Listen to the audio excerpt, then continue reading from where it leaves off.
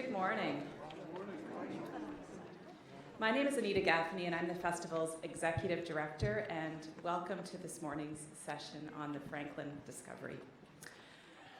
Anthony Cimolino, our Artistic Director, has been planning his seasons around themes, and this year's season theme is Discovery. And last season, we had announced the theme of Discovery late in the summer, and that season theme was very much in the air when the Erebus was discovered last fall. And our own imaginations were very much stimulated by this discovery, the Franklin expedition being so present in Canadian mythology. And we immediately thought, we have to do a forum event around this topic. And it was one of the first sessions that we had organized, so it's great to see it actually happening today. My closest connection to the effort was through Tim McDonald, a member of the festival's Board of Governors, and who was also a founding member of the Arctic Research Foundation, along with Jim Balsillie, who is co-founder of Research in Motion, of course, and also a big supporter of the Stratford Festival. The discovery of the Erebus wouldn't have happened without the work of this foundation, and we're so thrilled to have both Tim McDonald and Jim Balsillie with us here today to share their passion of this quest with you. I think it's interesting to think about, I had the chance to have dinner last night with some of the panelists and some other people involved in the Franklin expedition, and they were telling stories about how it all had unfolded. And it's amazing how it's a bit of a formula. There's this big idea, the Franklin expedition, and it inspires curiosity in people like Jim Balsillie and Tim McDonald, and to the degree that they come forward and say, what can I do to help?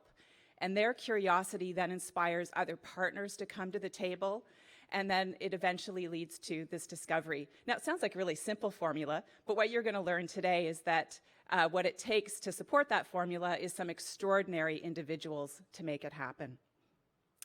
Jim Balsillie has put together a diverse panel of distinguished guests that all have a distinct relationship to this story. I will let him introduce them himself, but on behalf of the festival, we owe a great debt of gratitude to Jim and his partner, Niamh Perrick, for all their work in putting the session together today. Please join me in thanking Jim and Niamh.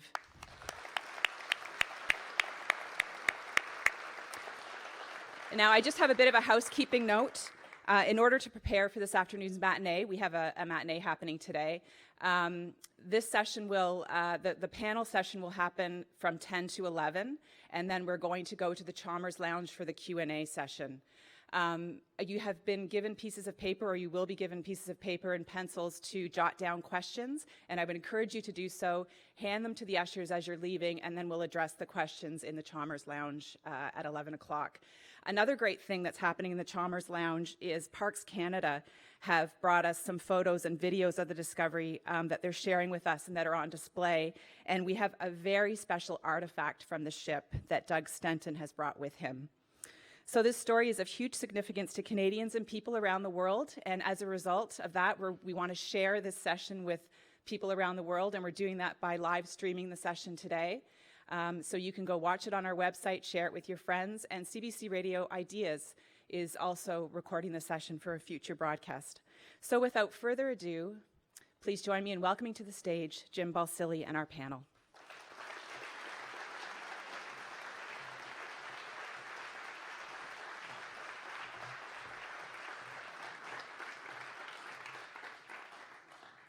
I think the panel will be here in a minute. It is my great pleasure to welcome you to the Stratford Festival Forum presentation, The Franklin Discovery. In 1845, British explorer Sir John Franklin set sail from England with two ships, HMS Erebus and HMS Erebus and HMS Terror, in search of the Northwest Passage. The ships and crews vanished, prompting a massive search that continued for over a century and a half in the hard waters that we now call the Canadian Arctic. A breakthrough was made in September 2014 when an expedition led by Parks Canada and a handful of other agencies, including our own Arctic Research Foundation, discovered the wreck of the HMS Erebus. The use of both state-of-the-art technology and 19th century Inuit oral testimony made this historic discovery possible. As a tech entrepreneur with an interest in history and some native blood in me, I find this combo of high-tech and Aboriginal storytelling just pure magic, and very Canadian indeed. Canada is a northern country with over 40% of our landmass and 160,000 kilometers of coastline. The Arctic is a central part of our identity. During the 6-year search for the Franklin ships, Canada has demonstrated an ability to operate in the harsh and remote Arctic waters at a time when international interest in the region is growing. We should be both proud and strategic about that accomplishment. Today, we get to hear experts in their own fields talk about what the Franklin discovery means for our country in social, scientific, and cultural terms. Joining us today are New Yorker staff writer Adam Gopnik, Douglas Stenton, Director of Heritage for the Government of Nunavut, Captain Bill Noon from the Canadian Coast Guard, Parks Canada underwater archaeologist Ryan Harris, and Canada's only Pulitzer Prize-winning journalist, Paul Watson, who was also the only journalist aboard the Coast Guard ship Laurier when the Erebus was found. Marcel Proust said, "The real voyage of discovery consists not in seeking new landscapes, but in having new eyes." I look forward to hearing their unique perspectives, their eyes, on this historic discovery. I will now pass it to Paul Watson, who will moderate the discussion. Thank you, Paul. Thanks, Jim. And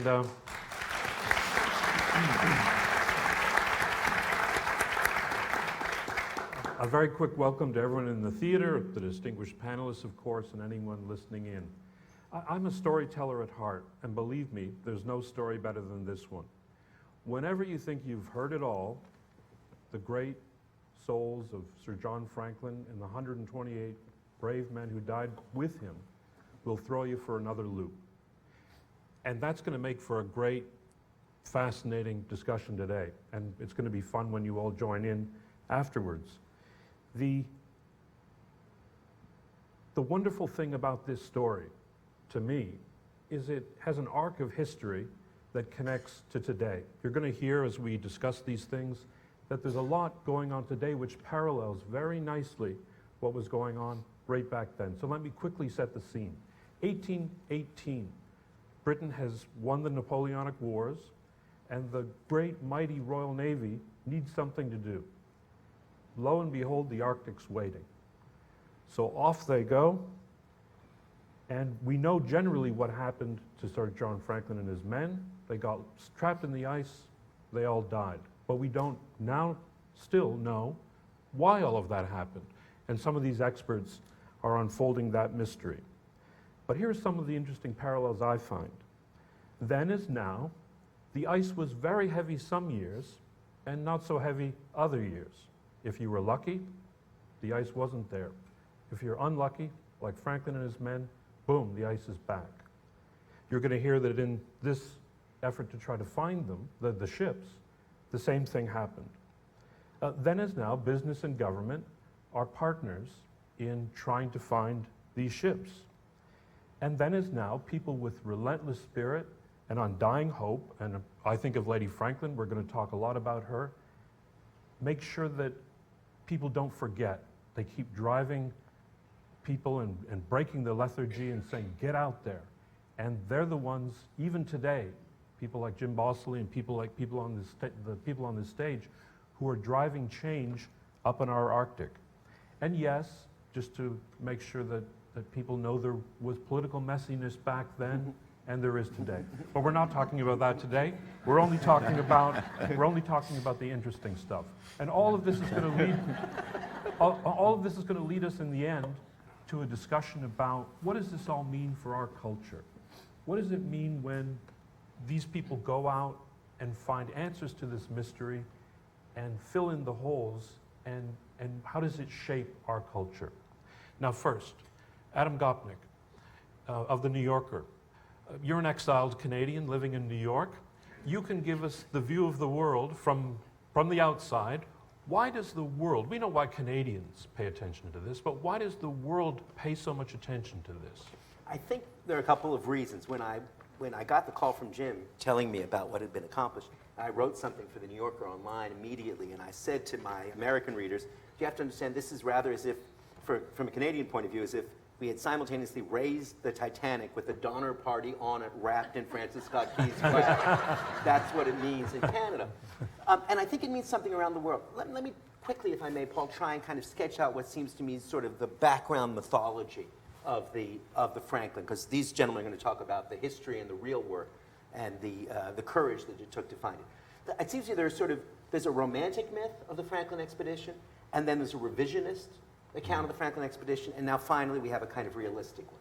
The romantic story, it seems to me, comes in two parts, and one of the reasons it speaks to so many people is because there's a romantic British myth of the Franklin expedition, and then also a romantic Canadian myth of the Franklin expedition. The romantic myth from the British point of view of the Franklin expedition is that it's all about service. It's all about service and sacrifice. It's all about brave British sailors, and indeed they were brave, and indeed they were British, who went to an impossible climate, suffered and endured, and that sacrifice was a model for British imperial sacrifice.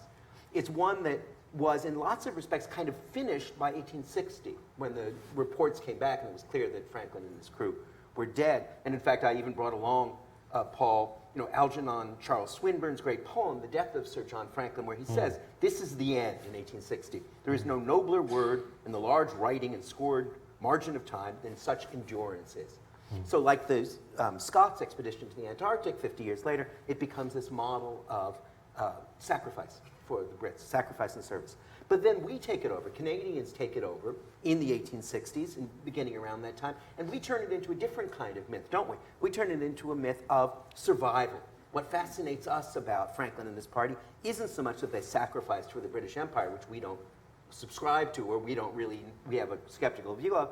It's that they went up there, and for a while at least, they survived. They struggled and they survived. And that's a very powerful image for us, very powerful fable for us, because it speaks so much to the Canadian condition. They may have lost in the end, but they got through 3 winters on those boats. And like any very telling and powerful national myth, it's also ambivalent. They lost in the end, but there's something beautiful in their losing, because winter, Canadian winter, the Arctic, the ice, one Canadian poet once said, and the ice was the final argument. That's something that speaks to our condition, the idea that even in losing to the forces of the Arctic, we win in some way. It's our national sacrifice, our national way of doing it. So that was the second romantic myth. So you have 2 different ones coexisting. That's part of the energy, the field, it seems to me, of the Franklin story.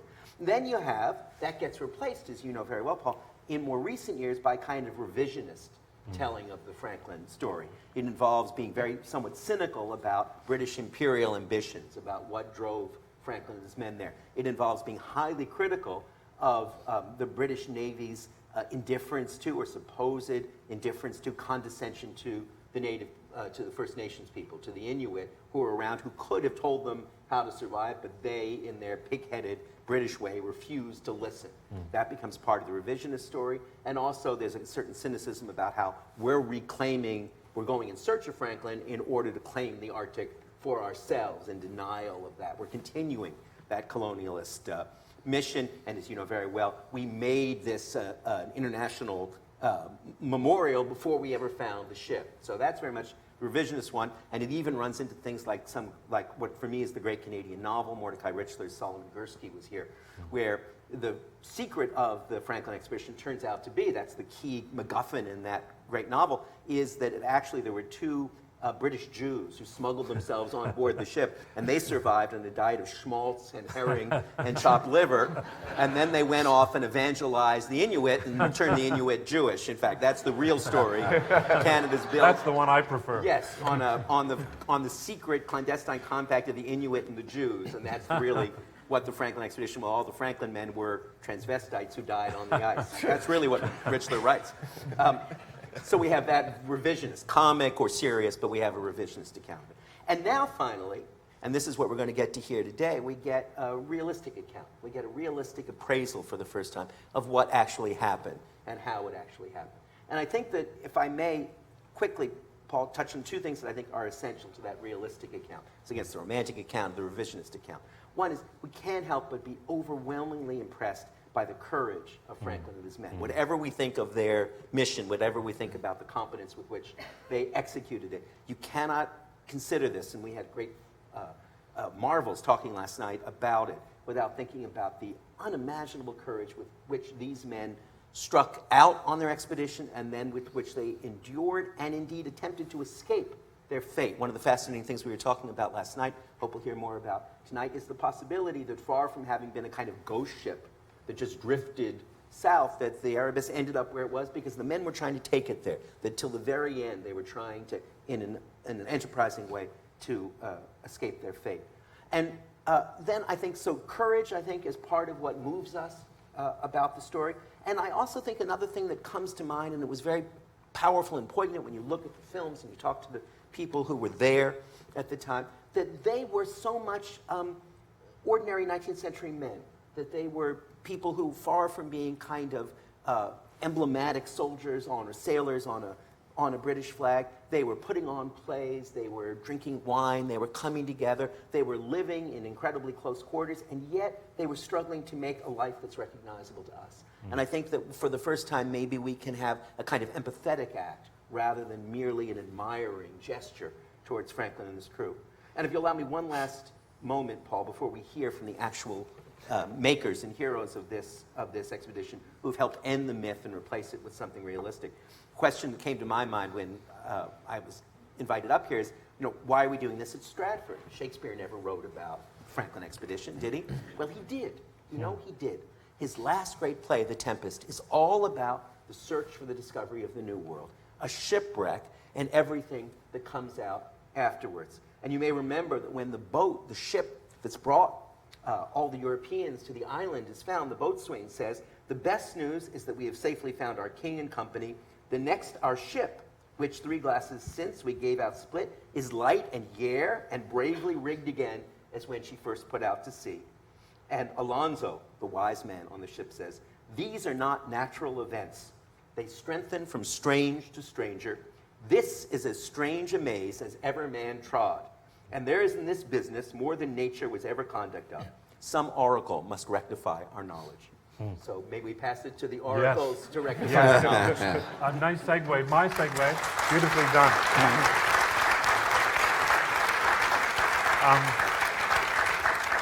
That's just a prologue, not Act 1.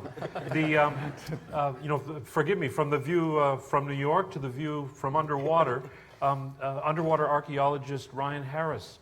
One of the things I found as I dove in to this magnificent story that surprised me is that a lot of so-called experts at the time thought there was an open polar sea, they called it, at the top of the world. And if I understand it right, if you just found your way through the ice that kept getting in the way, you had clear sailing over the top. Can you talk about that and some of the other science that was involved in the expedition, the study of magnetism, for instance? Certainly, thank you, Paul.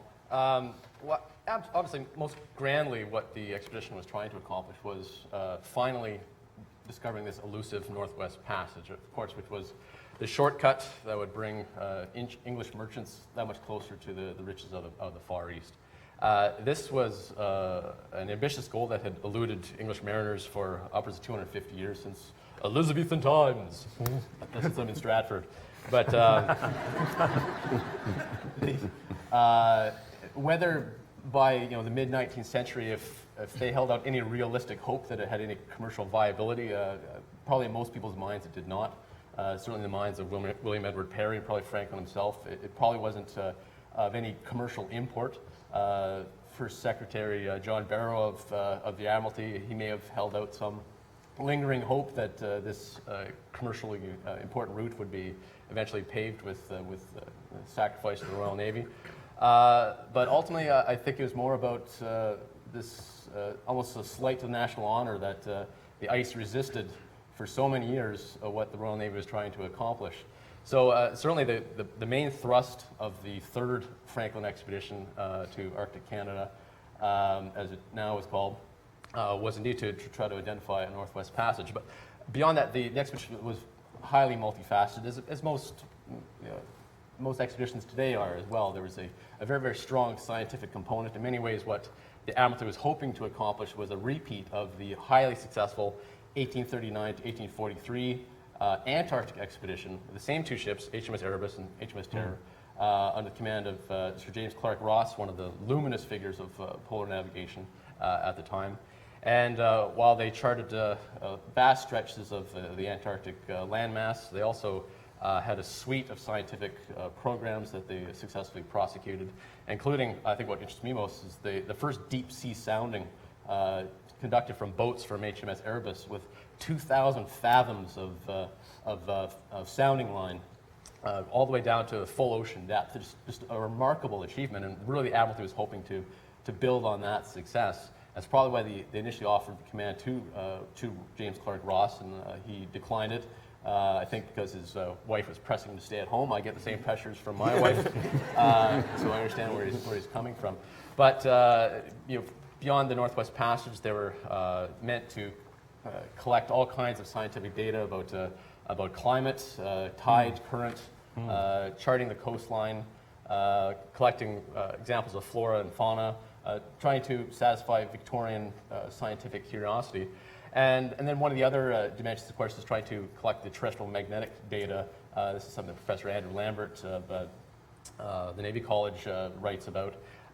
So things that had practical advantage to the Navy. So it's quite a complex expedition overall. That it's generally narrowly described as the Northwest Passage expedition, but in many ways it was finding a useful application for the assets of the Royal Navy, the same way that the Navy today tries to demonstrate relevance to Canadians through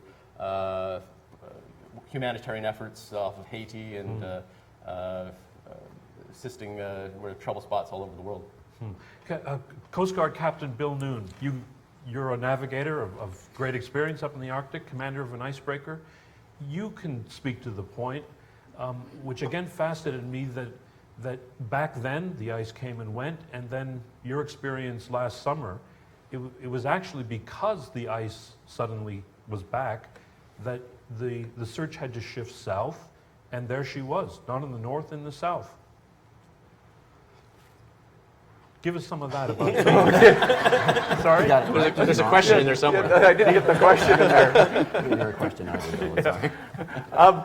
Yeah, it was a fascinating summer for those reasons. But the fact Sir John got as far as he did was the same scenario, how it opened and closed. And to this, it's amazing he got as far as he did to King William Island. To this day, we have a hard time navigating that far through Peel Sound and all that sort of stuff. But this summer, I warned Ryan beforehand. We called it the Victoria Straits Expedition, but the ice came back. But what it came back for one reason is we had perfect search conditions, as you remember. We had clear, calm weather, so the ice never cleared out. And it stayed in Victoria Straits for the whole summer. So we had to move south and go to the southern area. And there's so much serendipity. Whenever I give my talk, I talk about how fate pushed us in all different directions. And so the divine wind never came to clear the ice, so we went south and started searching in that area based on the Inuit testimony that has been accumulated, especially from David Woodman's book. He really captures it very, very well. And the serendipity of the whole project continued. Ryan had his boat built 2 years ago, the Investigator, which is named after McClure's search ship. And it was wonderful that the Investigator got to find the ship out of all our assets. And good thing Ryan was aboard because he started this project, so great serendipity there. And we had the perfect weather. And after we found it, we proceeded to the town of Yohaven, the closest Inuit village. And they just happened 2 years before to build a museum that features Franklin. Like it's like they knew beforehand they were getting ready for us. And to all gathered and listening, a beautiful museum, by the way, a world-class museum. It's a lovely little place. Yeah, right down to the sailing ship masts at the front door and all that. And we went there beforehand with Doug and had a look, and just thinking, well, we got to find a ship to put some more artifacts in here.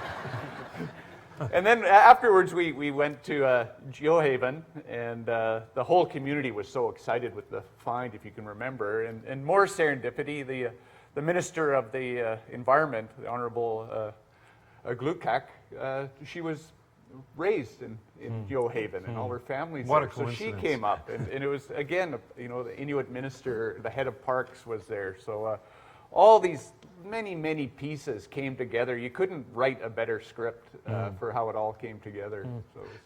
So Doug Stanton, Director of Heritage in Nunavut, Bill mentioned the Inuit testimony. You know a lot about that. Can you tell us, the question keeps coming up when I talk to people. Sure, the Inuit testimony was strong, some of it confusing for obvious reasons. There was no written record in their language. They didn't know precisely where it was. They knew generally where it was. Can you tell us more about that? Sure. Inuit testimony really is just fundamental to all the recent discoveries, and all serious researchers pay close attention to this. I mean, we certainly have. Most of this testimony was recorded, beginning with John Ray, 1854, and then we moved through the McClintock expedition. Charles Francis Hall, in particular, took extensive notes and many interviews with Inuits such as Inuit and others, and as did the Schwatka expedition about 20 years later. And with respect to where Erebus was found, it's internally consistent. We have to remember that when this information was being provided, it was being filtered through European lenses, if you will. In some cases, when you look at some of the original diaries and journals, which Ryan and I and others have, you can't help but think that on occasion they wrote down what they thought they heard, so there's a lot of potential for misunderstanding, not misdirection or incorrect information being provided, but simply this is what they understood through their translators to have conveyed. I'm often asked, and certainly I lived in Nunavut for 23 years, and most of my colleagues in the office are Inuit, and they're going, "Hey, Doug, we told you so," and you just go look there. And I say, well, yes, that's true. But we have to, if you look at the area in Wilmot and Crampton Bay where Erebus came to rest, and there are two key points in the O'Reilly Island, and these were two possible locations where a wreck was seen. So I think from Grant Point to O'Reilly is maybe 30 miles or something in a straight line. It's not a very big area, although it looks like it when you're in a small boat looking out over the ocean trying to find a shipwreck. And really, the wreck is where they said it was. They didn't, weren't providing coordinate data for this. The oral testimony said we saw it here, and their description of it, as Ryan will attest, is very close match. Utjaluk, the island where it's often recorded as being, we don't know if it was there for a time and then moved a little further south and eventually sank there. So this is one of the interesting things about, we have two parallel events here in a way. In 1848, when the ships were abandoned and the men started that fatal trek southward, we know where Erebus and Terror were because that information is in the cairn record. We don't know the condition of either wreck. So, for example, was the Terror crushed already? We can surmise now the condition of the Erebus because Ryan's seen it up close and personal, and you can speculate on that. But then you have what happened to the ships after the Crozier and the men left? Well, they're walking away from them. So some of the Inuit testimony about one ship was crushed in the ice, and we ask ourselves, well, how do you know that? And some of the testimony will say that there they ran into some survivors near Washington Bay on the south coast of the island, and through pantomime, the Agluka, who they think was possibly Crozier, conveyed this to them. And this is the fun thing about oral history and field archaeology and historical narratives. The first question I ask myself is, if Crozier and his party had left the ships and they're 100 miles away now, how do they know the Terror got crushed in the ice if it wasn't already damaged when they left? So this is one of the most interesting and fun aspects of this, is trying to piece together, not so much verify, trying to prove that the Inuit testimony is right, but to combine the archaeology with the oral testimony, our own experience, our own interpretations of the data. It's a lot of fun, but it's also a lot of work. And we've all said it in our various presentations, but the Inuit oral testimony, despite its what might appear to be errors is fundamental to this discovery, and really for Erebus, it's pretty much spot on. If we're not for the Inuit testimony, a researcher would have absolutely no Exactly, no, pretext yeah. for searching in the Queen Maud Gulf or in that sea whatsoever. Yeah, that's true. So, yeah, absolutely instrumental from the get-go.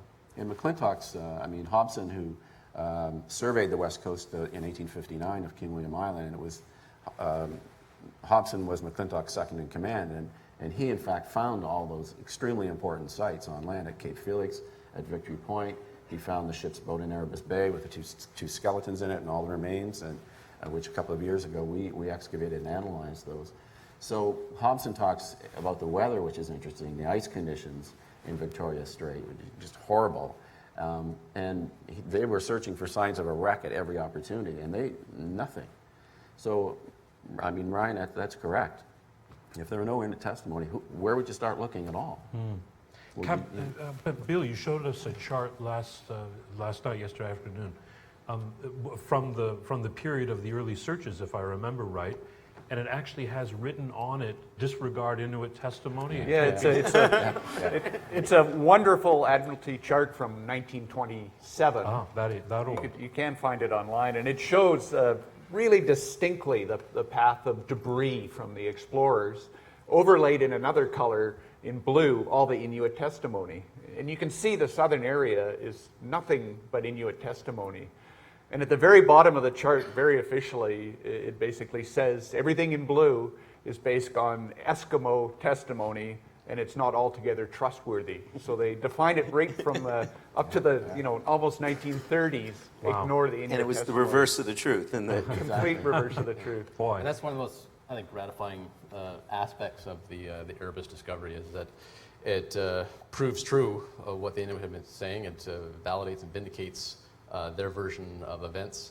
And I don't think there's any reason to doubt even the finer details of what the Inuk Paturak was saying to the Shrotka party, that he in fact went on board the ship we now know to be the Erebus, that they were looking around for things that they would find useful and stacking it on deck, that there were footsteps proceeding away from the ship, a gangplank leading down to the ice, clear signs that the ship had in fact been remanned by some portion of the crew after that initial retreat, and ultimately that it had sunk by the spring when they came back to get some of these materials that they had cached, and indeed the masts were still visible above the surface of the water. They even mentioned the anchor still all being in their stowed position on deck, and that's where we find them. The ship was not left at anchor. Either they were overwhelmed by a sudden freeze, or it was deserted by the final man. We don't know.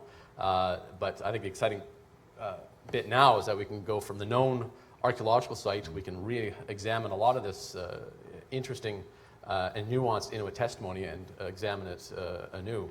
But also all of the artifacts or the relics, as they were called, from the 19th century that are now in repositories in England, the National Maritime Museum and the Smithsonian in Washington. We can try to better understand where these came from. Often it's believed that they were brought away from the ships by the retreating crews, but I think a lot of these materials, and Doug and I will have a lot of fun poring over this in the years to come, a lot of them were probably taken from Erebus itself before it sank.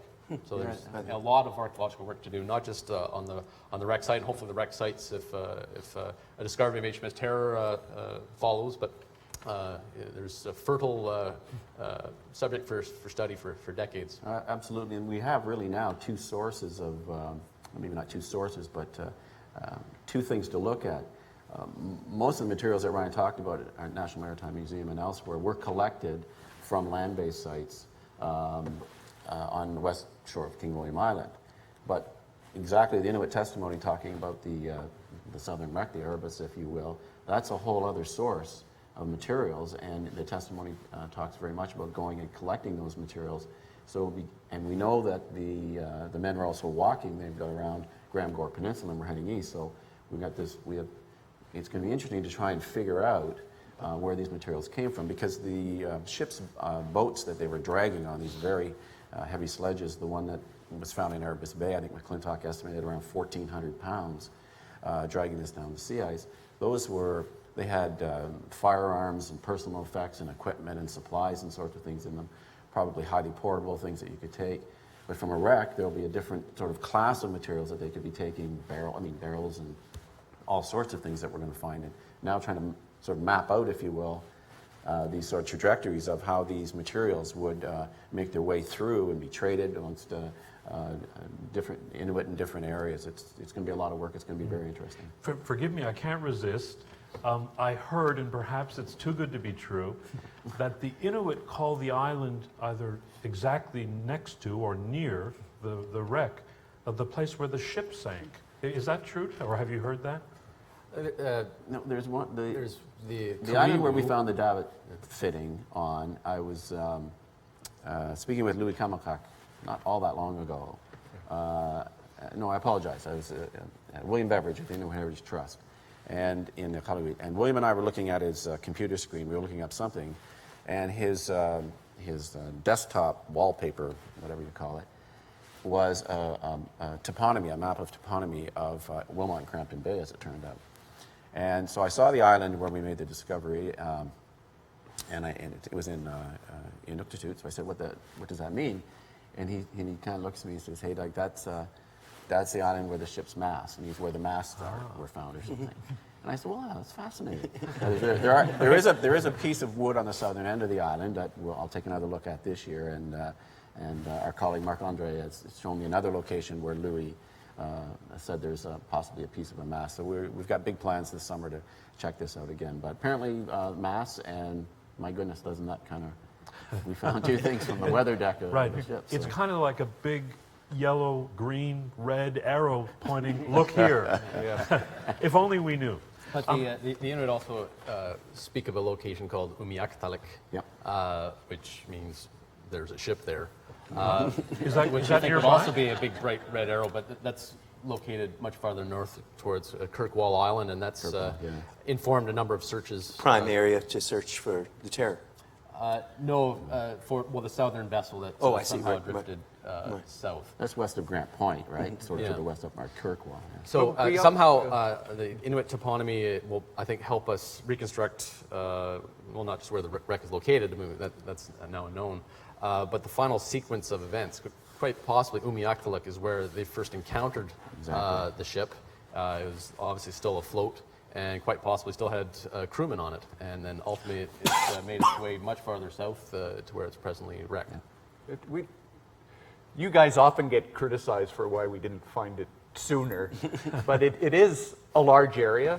To search it methodically, it's the most boring job in the world, mowing the lawn in small swaths. And it just takes a long time. We only get 2 or 3 weeks a year to do that searching, you know, and a lot of times we got driven out by weather. I think one season we had to do all the searching behind O'Reilly Island because we couldn't go anywhere else because of weather. So it seems so obvious we should have found it a long time ago, but searching is really slow and difficult, and they stuck to the methodical path. So, you know, sometimes you feel sort of dumb saying, well, we should have found it a long time ago, but they really stuck to their plan and had a methodical search. There are, of course, different threads of evidence coming from the Inuit testimony, and we progressively, I think, tried to explore them all, working from probably the most obvious place to start was the Inuk-Pujjuk map, where the Inuit fellow took the time to actually render a map of the Adelaide Peninsula, King William Island, the Royal Geographical Society Islands, obviously not what he called them, and put the X on the map as to where he understood the wreck was, and trying to relate that to modern, real world landforms is tricky. But that did influence our earliest searches in 2008 and 2010. And ultimately, we didn't find the wreck, at least where we interpreted the map to show us. So we've received all kinds of clues across the Arctic, and as Director of Culture for Nunavut, certainly Doug's received many of these directly. And we would try to follow up on as many of them as we can. We've heard many stories of the ships being visible through the ice, with the mast just below the surface, but in places as far-flung as James Ross Strait in the Far East and Josephine Bay. The bush pilots, of course, oh yes, we've seen that many times flying over here and there. And there's so much information to go on, and it really reflects what a central story it is in the Canadian Arctic. That so many people over the years have taken such an interest, both the Inuit and to pick up on that, if you look at the map, we were discussing this the other day over refreshments, and if you look at where all the searches have been done, like I'm often questioned as well, again, you guys are out there, and why is it taking so long? And often, if we're in the helicopter or even on board, if you look out and all you see is water, you answer that question for yourself very quickly. If you look at a map, you might, oh, it's pretty simple. They said it's over here, go look over here. It doesn't look like that when it's just hundreds of thousands of square kilometers of open sea. And just in case people are confused, the good captain mentioned mowing the lawn. There's no grass up there. He's describing, and this is stunning to watch. I watched Ryan and others do this, and it made me sick to my stomach. They literally, in rather small boats, go up one lane and back down on another, and this is all very carefully mapped out months in advance. And they just keep going and looking through a small computer screen at the seabed. And all you see is, every once in a while there'd be an interesting little formation. When they took me out on the boat, I literally saw arrows. There were rock formations or something, and I said, well, just go that way. Maybe aliens found it. But in all seriousness, the work that these people did is just extraordinary. What were the 18-hour days you put in, or? During the first couple field seasons, where we'd be out in the boat for 16 hours or something. This season alone, between the Investigator and our 2 launches in the Laurier, we surveyed the distance equivalent of Vancouver to Ottawa in 2 or 3 weeks. So it's very, very intense. And Right. if we didn't have the happenstance of over there, we had a little clue. We went. We could still be searching, and we're covering that amount of ground Right. every year, Right. and we've only found one. Right, so. and again, to state the obvious, you won't say this, but I will. There was pressure on all of this. This was not easy. It's hard work, but there's also pressure from outside. Excuse me, when are you going to find it? And there's all sorts of armchair amateurs saying you're looking in the wrong place, and so it wasn't easy. If anyone thinks it was, think again. One of my favorite subjects, Lady Franklin. Adam, jump in. You know some of her story and what an extraordinary character she was. Well, she's a remarkable woman, and she's an embodiment. As I was saying before, every great legend or national myth has some ambivalence built into it. And when, on the one hand, when we think about Franklin expedition, it's a fashionable thing to deprecate their knowledge, their understanding, and make fun of their arrogance. On the other hand, you have a figure like Lady Franklin, who represents the kind of indomitable strength of that moment in that tradition. She was determined not to lose her husband, or not to let memory of her husband get lost. And she, more than any other person involved, set up her headquarters, as we were talking about with her biographer just last night, in sight of the offices of the Admiralty, so she could see them going in and out and be sure she never lost track of them, and sent them off and enlisted on her side most of the great men, including most of the great literary men of that period. So Dickens, who became exasperated with her in the end, is involved. Disraeli, the great politician and novelist, is also involved. She really pulled together the people of her time. It's sort of a wonderful kind of Apollo 13 kind of story. And she said, we're not going to just write my husband off. We're not going to just allow you to write him off. And that's one more way, it seems to me, in which, exactly, Paul, that it's too easy or simple to accept a kind of revisionist account of the Franklin expedition, as naive as it would have been to accept a purely heroic account of everything that went on. Because you have a figure like Lady Franklin. And at the same time, I think, and it speaks to something that Ryan was talking about the original purposes of the Franklin expedition. Whenever I read about it, it does bring to mind exactly the kind of the ethic of NASA in America, or of space exploration. That is, there's no one specific thing you can point to and say, we're doing this because it will accomplish that. There's lots of rationales that rise up, and they're very varied, and they're sort of... Absolutely. We're going to go to the moon, but exactly. we'll collect some rocks while we're there. We'll collect some rocks, and we'll invent Teflon while we're on the way, and orange tang, and that you'll be glad of it. But the real reason is to to do it, that they become exercises in courage for courage's sake. And though there's a kind of black comedy involved in, as you follow when you read the history, all of the expeditions that went out in search of the Franklin expedition, then got lost, and then someone else had to come out in search of them. There's kind of black comedy about that. But there's also an extraordinary episode, extraordinary history of courage, as I was saying before, but also of ethical empathy, if you might call it. We're not going to just allow those guys to go down the memory hole. We're not going to just allow them to disappear. And I think some of the emotional empathy that we've achieved about this adventure and this conquest is exactly because it, in a certain sense, closes that circle of pursuit. That this is sort of Lady Franklin's good ghost is smiling down on this and said, I knew you wouldn't let them just be wasted. I knew you wouldn't let them just be left alone. Something I think about when you mentioned Lady Jane is she'd given a portrait of herself, I believe, to her husband, and nominally it's on HMS Erebus. And she also gave instructions that it was not to be removed if they were found. And now as we look at the wreck of HMS Erebus, and there's a large bite out of the stern where after the ship had sunk that a big block of ice had rammed into what we now know to have been Franklin's cabin in the stern. And a lot of the contents now spilled out onto the seafloor. There's a Illustrated London News engraving from May of 1845, so just prior to the departure of the expedition, where the artist depicted what is meant to be Franklin's cabin, and right around the bulkhead around the propeller well is in fact that picture, and that would appear to be part of the ship that quite possibly now lies on the seafloor and something we might readily come across. Is it physically possible that it could have survived the? Absolutely, yeah. Wouldn't that be an astonishing thing to find? I can't wait to see it.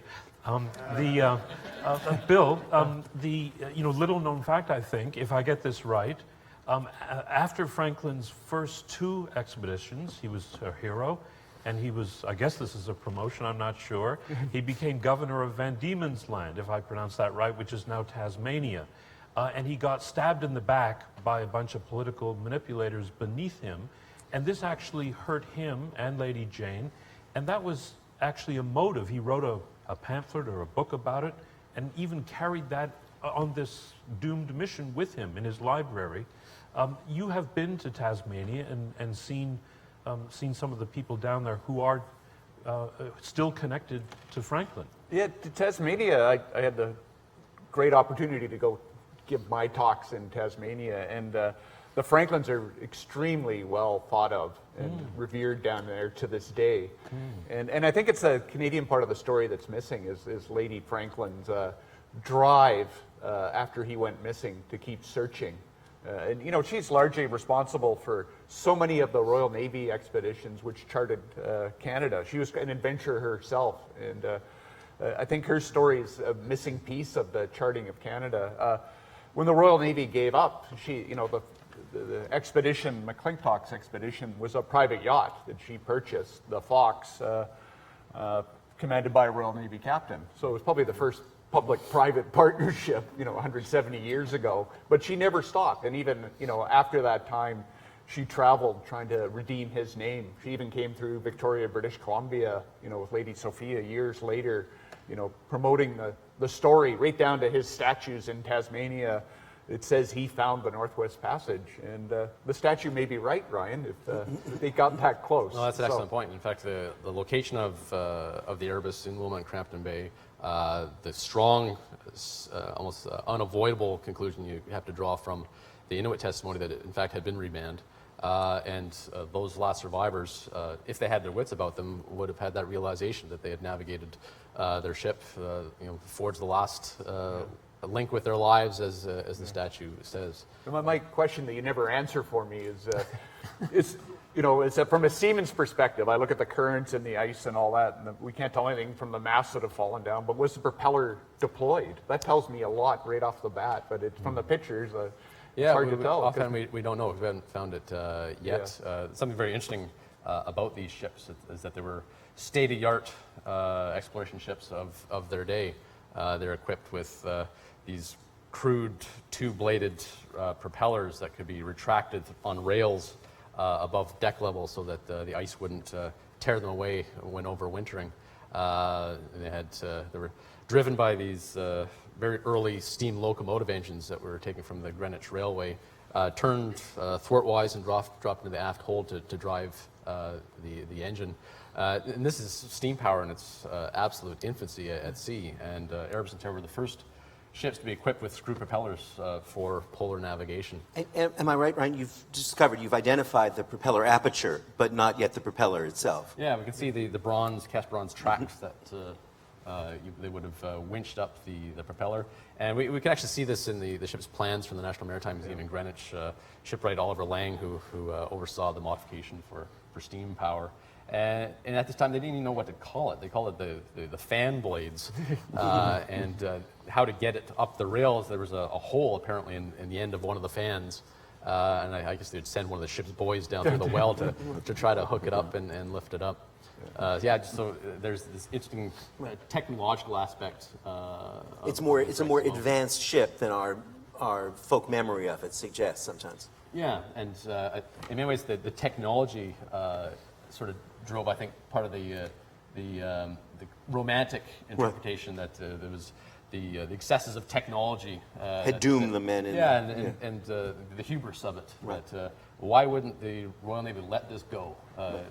The forces of nature were conspiring to deny them the Northwest Passage, and yet they tried to draw upon every advantage of Foolish technology. man Canned food and steam power, devilish instruments like screw propellers to try to conquer what Mother Nature would not allow. What the old woman in white did not want you to have happen. But Paul, can I just raise then, because we've been talking about the heroic and admirable side of Lady Jane's pushing for the rescue and all that too, that we're sort of forgetting the elephant on the ice in a certain way, and that is the other side. We talked about how all national myths tend to be ambivalent, and of course the other side in which Lady Franklin was involved by indignation and gave a dark side to the Victorian myth of the Franklin expedition, of course the accounts of cannibalism.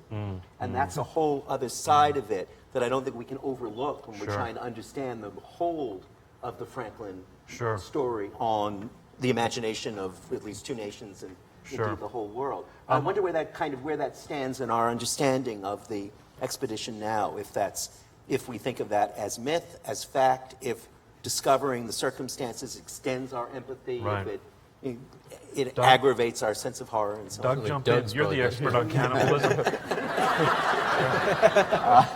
An officer would never eat another officer. That's all I know. So. Custom of the sea? Is it custom of the sea? No. Junior ranks. But that is a good point, right? Explain that. There's something called the custom of the sea. If you need to, you can. Is that right? Well, No, Paul. Excuse me, No. but You sailed with us, Paul. I told you. is that what I was eating? No. is that why you sat at our table? Well, the cannibalism question is fascinating, and as part of our land-based work, we've been doing some work with human remains from members of the expedition. And there have been, the original accounts were, John Ray's original account was a verbal account. Ray returned and he had news that was very important about the fate of the expedition and returned and shared that news, and that's a whole other discussion. So there was no proof at that time.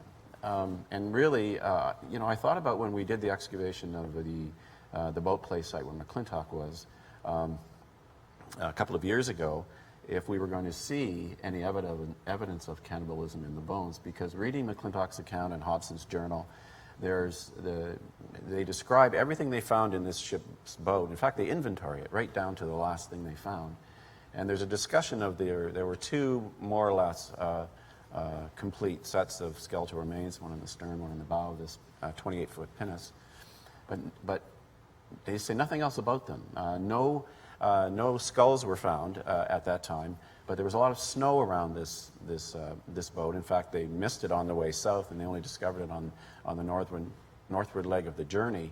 And serendipity, because Hobson felt that they were surveying too far from shore, and he set a couple of men to walk closer to the shore, and they found the boat. So in the accounts from the 19th century, there's no mention of any sort of evidence for that. Well, what would that evidence be? Cut marks on bones, smashed skulls, these sorts of things. And this is survival cannibalism we're talking about, not ritual or other forms of cannibalism as they've been categorized.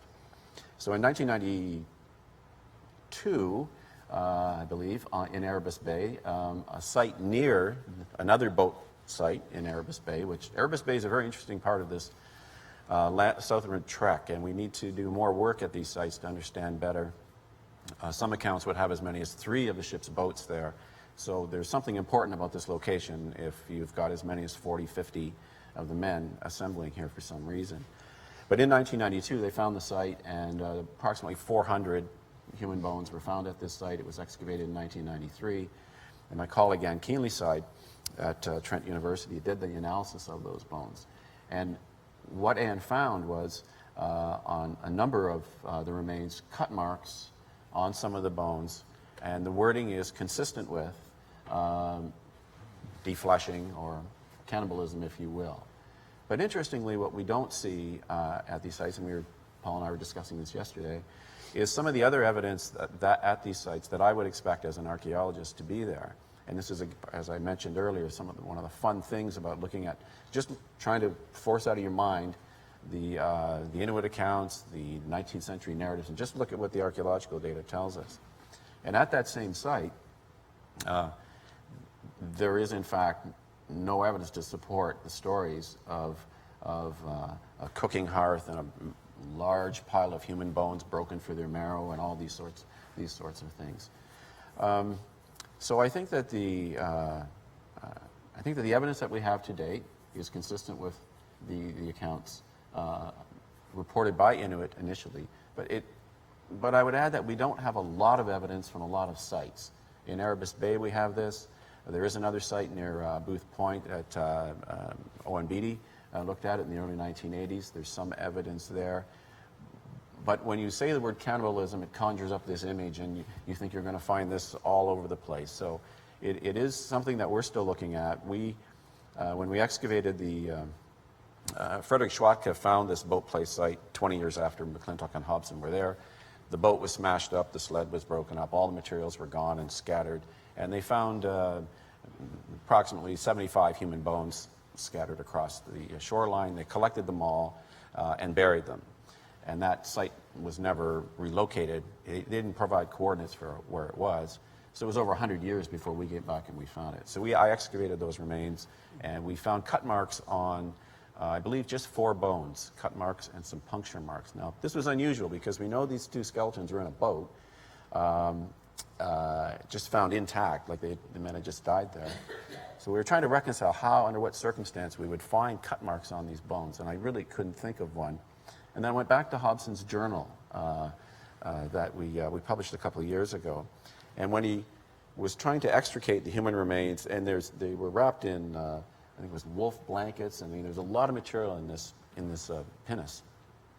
He talks about it being frozen solid, and he used a pickaxe, and I think probably another bladed instrument to break the ice. And we can see punctures consistent with the tip of a pickaxe on some of the bones.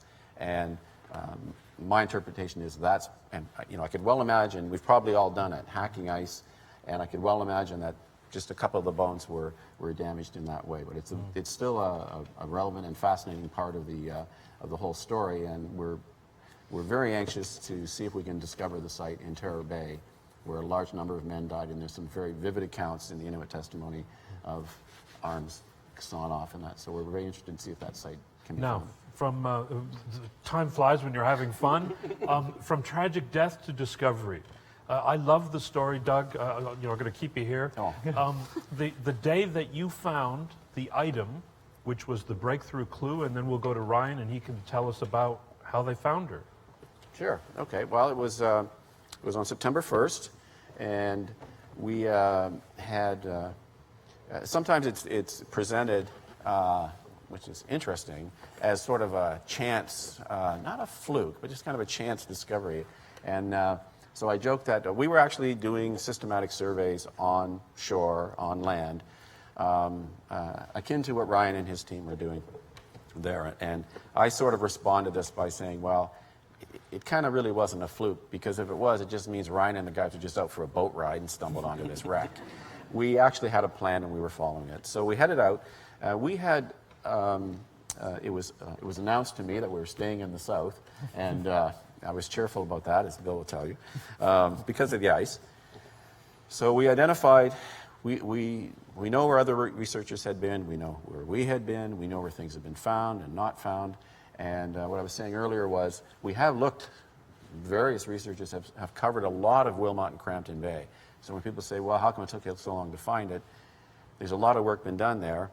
We just happen to be in the spot by process of elimination. A lot of this work that we do eliminates areas and steers you in other directions.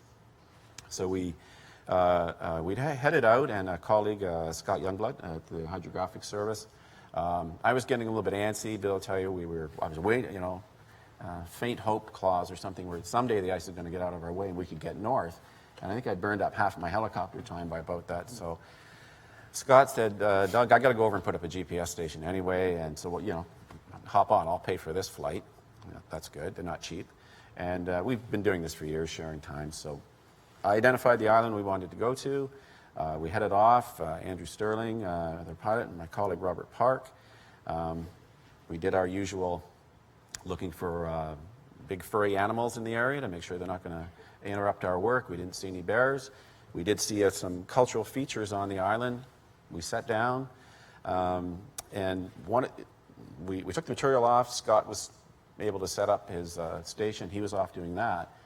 And as my colleague Bob Park often says, I have to do the heavy lifting here. So when we start seeing cultural features and things, I stop and photograph, GPS, map, describe. And these guys get to run off and have fun and just keep surveying. So Andrew was, he was going south along the shoreline, and Bob was, 10 or 20, 30 meters to the east of him. So I was working away about 20, 25 minutes. I get called over. Andrew had found this object laying by a rock near the water. He called Bob over first and sort of looked at it, and we're kind of going, well, that's something, sort of thing. They call me over. We look at it. Very, very interesting. And one of the telltale signs for us of a Royal Navy affiliation is the broad arrows. These are just as described, almost look like a bird footprint. A broad arrow put on. There must have been remarkable pilferage in the Royal Navy shipyards in those days, because so many things are marked with this mark. So we document it, and then I'm sort of down on my hands and knees, and I'm looking for broad arrow. We haven't touched it yet. I'm just looking for broad arrow marks on it. See nothing, so okay, fine. It's still interesting, and we were sure that Ryan and them would be happy to see it. So Andrew, as the discoverer, I said, you get to pick that up. And we were joking last night, we were teasing him, he didn't have a permit. So I said, Andrew, pick it up and we'll get your picture taken. And my colleague Bob says, Doug's going to arrest you, you don't have a permit. So he's kidding with you. So I finally convinced Andrew to pick it up. We got the nice photos, and then we're standing talking. I'm holding the piece in my hand. And, we're just talking, it's a shame, And then when I opened my hand, I was covering, there's 2 broad arrows and the number 12 in between. So there are different accounts about what we said when we noticed. I'm sure I said something like, gentlemen, if you direct your attention to these 2 interesting symbols. But Andrew's here today, I believe, and I think he'll tell you that I'm not being truthful about that. So we, Scott and I think Andrew took that piece up, put it in the helicopter. 20 minutes later, I get called over. Andrew's found some wood. And this proved to be 2 pieces of wood with a plug for a deck hawse on the ship. The physical distance between these, the same place, the type of this heavy object that we found, we thought this would be pretty exciting.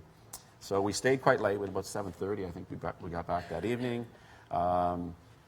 Bill's always on the flight deck every day, waiting to see what we find. We usually come back with something. It might not be all that interesting, but most days It's usually interesting.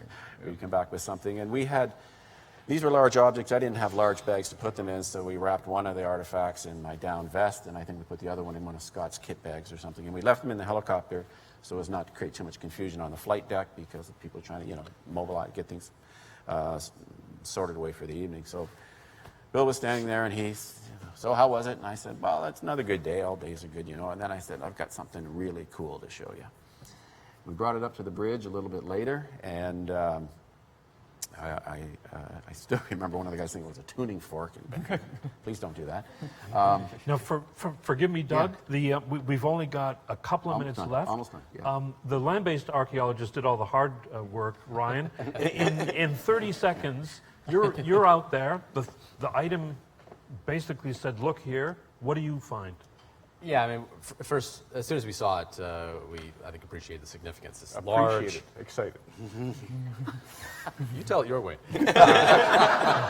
This, heavy object, quite possibly cached there by the Inuit, would have had a pintle or a pokey end that quite possibly they snapped off to fashion something useful, and leaving the rest behind, because who would want to carry that all across the Arctic if you didn't have to? So that really cinched it for us that we were very close. It reminded us of a similar Davitt-related find on shore near the wreck of HMS Investigator back in 2010, and it was sort of playing out the same way. And so we took to the boat again the next morning, and we had just finished up another one of our survey blocks, and so we had to find another one, and so obviously we put it in closer proximity to where this significant land find was, and again, mowing the lawn, perhaps with a heightened sense of expectation. John Moore, my colleague, been up every year with me since 2008. Generally, we've been staring at different sonar monitors, but we only had the one boat this day, and we're both staring at the monitor. I'd taken my leave, and I was down in the cuddy, and then there was a bit of commotion. Which actually, because he thought the towfish was going to auger into the seafloor because the seafloor was rising. So I came up to see what was up, and then we're both staring at the sonar screen at that precise moment when finally, at long last, after 6 years of searching, the unmistakable image of one of Franklin's ships slowly starts to scroll down. And you the said? screen. I said, "Oh, very good, John. I think that might be it." Let's remember our scientific detachment and carry on. But yeah, of course, this overwhelming. You mean it was like holy or no? No, I stabbed my finger at the screen and said, "That's it. We found it," and that just built into a crescendo of fists held high and bear hugs and there we are. I could literally listen to you folks all day long, but I was just told time. All of you, I know you have hundreds of questions to ask. Please write them down, and we'll reconvene in the lobby, and we'll have more questions. Thank you so much. This is such a fascinating story, and we're going to talk, I hope in the question period, more about what this all means for the future. Thanks very much for coming and for listening. Thank you very much. Thank you. Excellent. Fantastic. Thank you.